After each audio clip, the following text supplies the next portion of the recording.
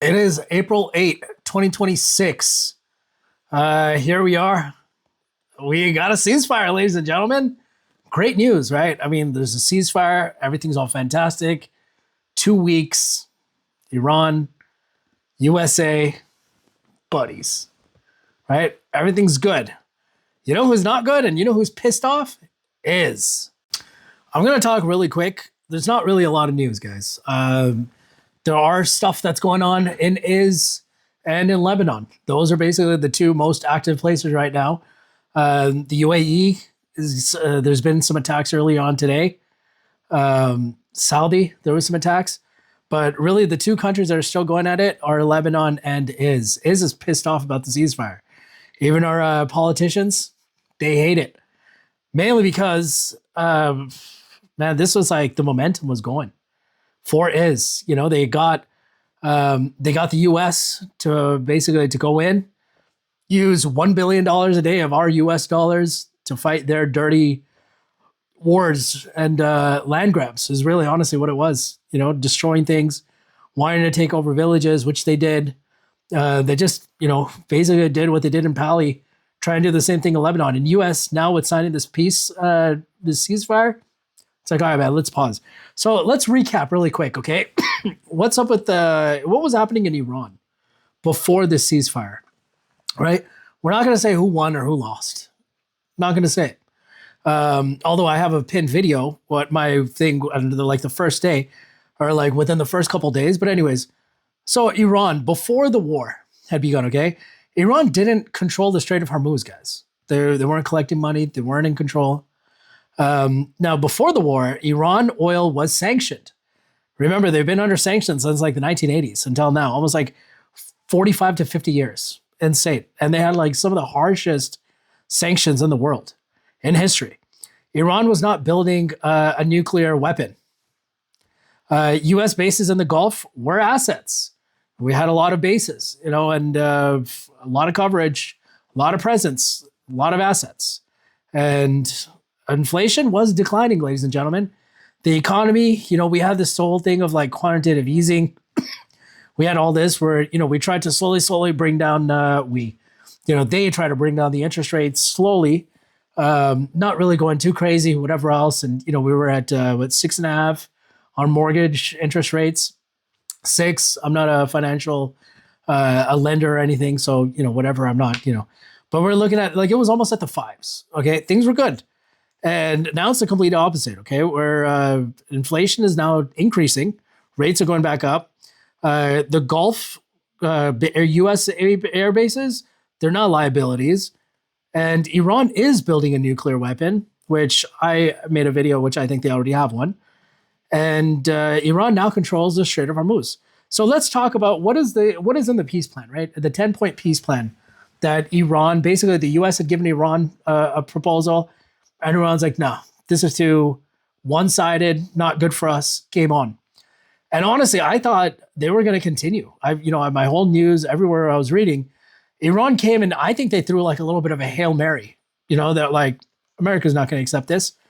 And Trump did. Trump accepted this, which I think Iran got a fantastic deal. Let me read to you guys. Iran got the guarantee that Iran will not be attacked again. That's a pretty big one. But I think they're going to break that in like the next few days. Permanent end to the war, not just a ceasefire. Okay, that's what Iran is saying. Now, this is Iran to the USA. Now, permanent end to the war. Number 3 is end to Israeli strikes in Lebanon. It's a tough one. Number 4, lifting of all U.S. sanctions on Iran. Number 5, end to all regional fighting against Iranian allies. Remember, all Iranian allies. Number 6, Iran would reopen the Strait of Hormuz, which technically it never was, just to certain people. Yes, significantly lowered or closed, but it wasn't permanently closed. Iran would impose a $2 million fee per ship transiting Hormuz. So remember, this if Iran does collect the $2 million, they should be getting something like $86 billion a year plus. And Iran would split these fees with Oman. Iran would establish rules for safe passage through Hormuz. and Iran would use Hormuz fees to reconstruction instead of reparations. So basically, Iran came out like a king.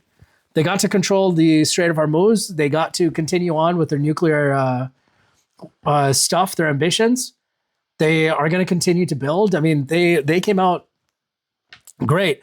Now, like I was saying in the beginning, right? You know who is pissed off is. And they're like, dude, screw this. We have, our person to welcome in. And we got this to do, and we got that to do. And, look at what we did in Pali. We got to carry the momentum on. So everything that they've been doing in Lebanon, all it took was maybe a few hours, and started attacking Lebanon, the south, because they want that land. This is nothing changed. They've always wanted that land. So is pissed with the U.S., with Trump. Trump is on the right path where he's saying, man, I want to do something about this. I want peace. But isn't happy. So they will violate. They're going to do some false flags. They're going to violate this. They're going to try to get the U.S. to be like, dude, go kick his ass. I told you. They're going to throw money behind Trump. They're going to do everything they want, and they can. And Trump's going to be like, oh, they did this, so now we got to do that. Insane. But I hope the ceasefire lasts. I don't mean to be sounding like a pessimistic fool, but unfortunately, I don't think it is. And all of it is to blame is on to be honest with you. Now, Pakistan's a very interesting, they brokered the peace deal, okay? Pakistan did. They were the middleman. Now, Pakistan, I made a video about this before, where Pakistan is kind of in a very flexible position. They want to be in the middle, right? On one side, they want to be Team USA, mainly because they have debt that they have from like the UAE, the Gulf countries. And then, of course, the relationships, whatever, the money that they're getting from America, all of that. And then on the other side, you have Iran. Iran is like the homie. Iran is like, I hate to use this analogy, but like think of like Iran as a wife. The American side is like the girlfriend, okay?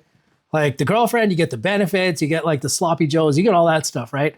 But then on the wife, you get like the home cooked meals. You understand that there's a future, you have the kids, so on and so forth. So I think Iran is kind of in the middle. Pakistan is in the middle. They want to be the peacemaker because in the end, it benefits them everybody to be happy. But it's not going to work out that way. And I think in the end, again, because of the ambitions, the plans of America, unfortunately, is going to have to follow. And this is what really sucks, because I've made a video in the past that I felt like America was basically going to ditch I'll find it. I'll tag these videos whenever I say, oh, I made a video in the past. I got to clip these things that I've said like weeks ago. But I think America is going to be in a position where either they cut the umbilical cord of and they move on, because honestly, that's a smart thing to do, or they don't do that and they stick with because, well, that's our ally, even though we get into a lot of trouble. But all of this, so there's really two ways.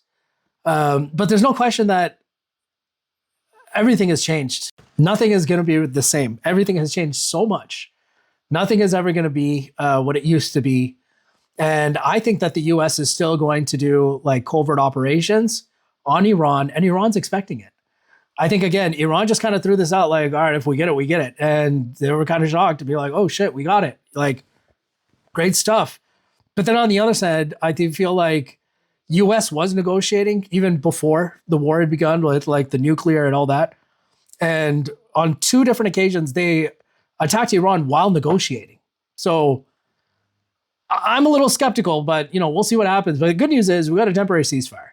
But now we just got to stop and what they're doing in Lebanon and other places, even though that was agreed to in this deal. But that's it, guys. I'll see you tomorrow. Hopefully we get some news. Actually, I shouldn't say that. But I will talk to you guys soon. Take care.